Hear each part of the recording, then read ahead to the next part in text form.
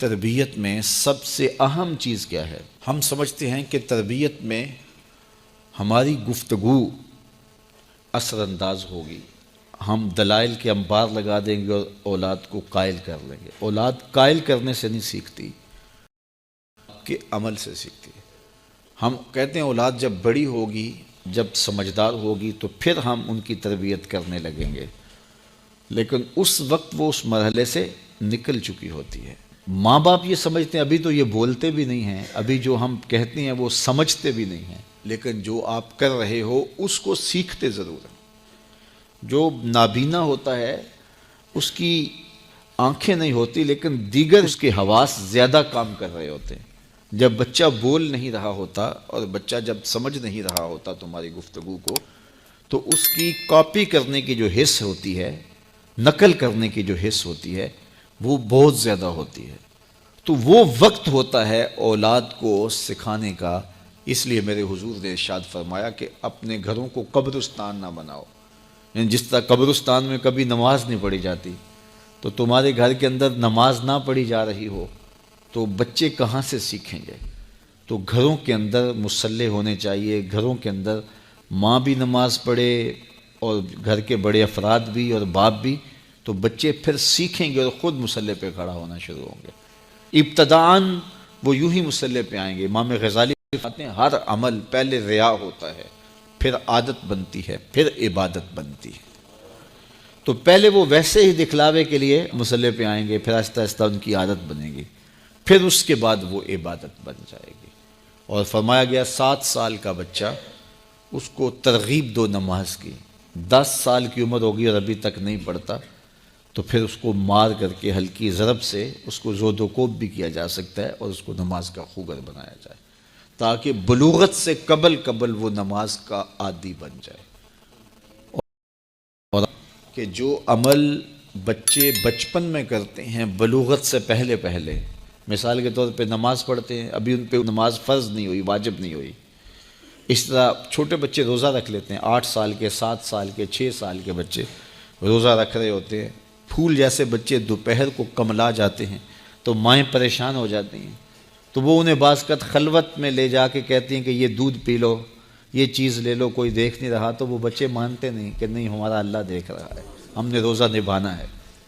تو وہ شام کے وقت کتنے بے دل سے ہوئے ہوتے ہیں، لیکن اس کے باوجود روزہ نبھا جاتے ہیں۔ اس طرح عمرہ کرتے ہیں بچے، حج کرتے ہیں بچپن کے اندر، اسی طرح جو ہے وہ نمازیں پڑھتے ہیں اور دیگر نیک عمل کرتے ہیں۔ تو وہ ابھی تو نہ ان کے لیے نماز واجب ہوئی، نہ ان کے لیے روزہ واجب ہوا، تو وہ بچے بلکہ شب بیداریاں کرتے ہیں، راتوں کو جاگتے ہیں بچے۔ یہ حفظ القرآن جو بچے کر رہے ہوتے ہیں، تو یہ اتنی زیادہ محنت کر رہے ہوتے ہیں کہ آدھی رات اٹھ کے تو اپنا سبق یاد کر رہے ہوتے ہیں، اور سارا دن قرآن مجید پڑھ رہے ہوتے ہیں۔ اس طرح سے نظامی کے بچے جو ابھی نابالغ ہوں، تو جو بچے ابھی بالغ نہیں ہوتے، تو جو عمل کرتے ہیں وہ نمازیں ہیں، روزے ہیں، حج ہے، عمرہ ہے، یا کوئی اور نیک عمل ہے، سارے کا سارا ثواب ماں باپ کے نامہ اعمال میں درج ہوتا ہے۔ اب مجھے بتاؤ، چھوٹا بچہ جب روزہ رکھتا ہے اور کمزوری کے باوجود وہ شام تک روزہ لے جاتا ہے، اور پھر اس وقت جب روزہ افطار کرتا ہے سارے دن کی بھوک اور پیاس کاٹ کے، تو مجھے بتاؤ کہ ان کا رب کتنا خوش ہوتا ہوگا۔ اور کیونکہ نہ تو اس کے اندر کوئی تصنع ہے اور نہ کوئی اور بات، ان کا عمل ہی عمل ہے، اس میں خلوص ہی خلوص ہے، تو پھر وہ ماں باپ کے نامہ اعمال کے اندر وہ نیکیاں درج ہوتی ہیں۔ تو اولاد کو بچپن کے اندر آپ جو تربیت دیتے ہیں، تو وہ جو عمل کرتے ہیں، ایک تو ماں باپ کے کھاتے میں اس کا عمل، اور دوسرا بالغ ہونے سے قبل ان کی عادت پختہ ہو گئی، تو والدین کی ذمہ داری ہے کہ ان کو جو ہے وہ صالح تربیت دے۔ جب اولاد نصیب ہو تو ماں باپ کو ان کی صالح تربیت کے لیے کوشاں ہو جانا چاہیے، اور اپنے تئیں بھرپور کوشش کرنی چاہیے کہ ہماری اولاد نیک ہو، صالح ہو۔ اب اس کا نتیجہ کیا ہوتا ہے یہ تو اللہ کے سپرد ہے۔ ایسا بھی ہوتا ہے زندوں سے مردہ اور مردوں سے زندہ۔ اچھی تربیت کا نتیجہ اچھا ہی ہوتا ہے۔ یہ خال واقعات ہوتے ہیں، انتہائی نااہل اولادیں ہوتی ہیں جو اچھے والدین کی آغوش میں پرورش پانے کے باوجود بھی بری ہوتی ہیں۔ اور برے ماحول میں پرورش پانے والی اولادیں اچھی ہو جائیں، یہ بھی خال خال واقعات ہوتے ہیں۔ تو ماحول سنوارتے ہیں، ماحول بگاڑتے ہیں۔ اس لیے اچھے والدین اچھی اولاد کی ضمانت ہیں۔ اللہ کے محبوب فرمایا کہ عورت سے نکاح کیا جاتا ہے لمالہا، لجمالہا، لحسبہا، اس کے مال کی وجہ سے اس سے نکاح کیا جاتا ہے، اس کے حسب و نسب کی وجہ سے اس سے نکاح کیا جاتا ہے، اور اس کی خوبصورتی کی وجہ سے اس سے نکاح کیا جاتا ہے۔ فرمایا کامیاب وہ ہوا جو دین کی وجہ سے نکاح کرتا ہے۔ عورت دیندار ہو، نیکوکار ہو، صالحہ ہو، اگر اس کے اندر باقی اوصاف بھی ہوں تو اچھی بات ہے، لیکن یہ سب سے بڑی بات ہے عورت کی دینداری، چونکہ کل کلاں اس نے ایک اولاد کی تربیت کا کفیل بننا ہے، اور اگر وہ صالحہ ہوگی تو تمہاری معاون ہوگی، ممد ہوگی، مددگار ہوگی، اور صالح اولاد کی تربیت میں اس کا ایک خاصا حصہ ہوگا۔ نکاح کے بعد مرد اور عورت دونوں کو یہ شدید آرزو ہوتی ہے کہ اللہ ہمیں صالح اولاد عطا کرے۔ اللہ جب اولاد نصیب کرے تو سب سے پہلے اس دنیا پہ آتے ہی ان کو غسل دیا جائے، یہ اولاد کا حق بھی ہے اور والدین کی ذمہ داری بھی۔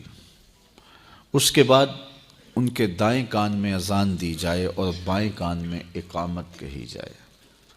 ایسا اہتمام ہونا چاہیے کہ جہاں ولادت ہوتی ہے وہ گھر میں ہے یا ہاسپٹل میں، تو وہاں جو اطراف میں خواتین موجود ہوتی ہیں، اس عمل میں شامل ہوتی ہیں، ان کو یہ تلقین کر رکھی ہو کہ ولادت کے بعد ان کی آوازیں بلند نہ ہوں، بچے کے کان میں سب سے پہلی جو آواز پہنچے وہ اللہ کی بڑائی کی آواز ہو۔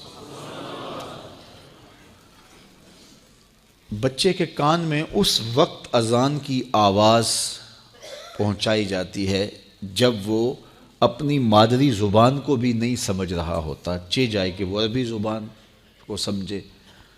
تو ایک تو اذان کا فائدہ یہ ہے کہ جہاں اذان دی جاتی ہے وہاں شیطان بھاگ جاتا ہے، تو بچہ جب پیدا ہوتا ہے تو اس کے ساتھ ہمزاد جنم لیتا ہے، تو شیطان کو بھگانے کے لیے بھی اذان دی جاتی ہے۔ اور محققین فرماتے ہیں کہ جو بچہ بچپن میں آوازیں سنتا ہے، اگرچہ اس کا مفہوم نہیں بھی سمجھتا، ساری زندگی ان آوازوں سے مانوس رہتا ہے، ساری زندگی ان آوازوں سے وہ مانوس رہتا ہے۔ تو بچہ پیدا ہو تو سب سے پہلے اس کے کان میں اللہ کی بڑائی کی آواز پڑے، اور فلاح اور نیکی اور نماز کا بلاوا اس کے کان میں ہو، تاکہ اس کے لاشعور کے اندر یہ بات بیٹھی ہو، اور جب اسے پکارا جائے تو وہ دوڑ کے مسجد کی سمت آئے۔ پھر اس کو تہنیک دی جائے، یہ جس کو گٹی کہتے ہیں، اور وہ اگر کوئی صالح شخص دے تو اچھا ہے، ورنہ کوئی بھی تہنیک اس کو جو ہے وہ دے سکتا ہے، اور وہ کھجور ہے یا کوئی اور میٹھی چیز ہے جو اس کے تالو سے چمٹا دی جائے، اور وہ اتنی زیادہ نہ ہو بلکہ مناسب مقدار میں ہو، جس کو بچہ چاٹ لے تو اس سے خوشگوار روحانی اثرات مرتب ہوتے ہیں۔ اس کے پیٹ میں جو پہلی غذا جائے وہ بھی کسی صالح شخص کے ہاتھوں سے جائے، اس کے کان میں جب پہلی آواز جائے تو وہ بھی اللہ کی بڑائی کی آواز ہو، اور جب وہ بولنے لگے تو سب سے پہلے اس کی زبان پہ لفظ اللہ جاری کیا جائے، پھر لا الہ الا اللہ جاری کیا جائے، پھر محمد الرسول اللہ جاری، پھر اس کے بعد ابو امی جو بھی آپ نے سکھانا ہے وہ اس کو سکھلا دیا جائے۔ پاک کے ہر ہر گوشے میں قرآن سنا کر دم لینا، اب رکنا نہیں، اب تھمنا نہیں، فردوس میں جا کر دم لینا، آفاق کے ہر ہر گوشے میں قرآن سنا کر دم لینا اب رکنا نہیں اب تھمنا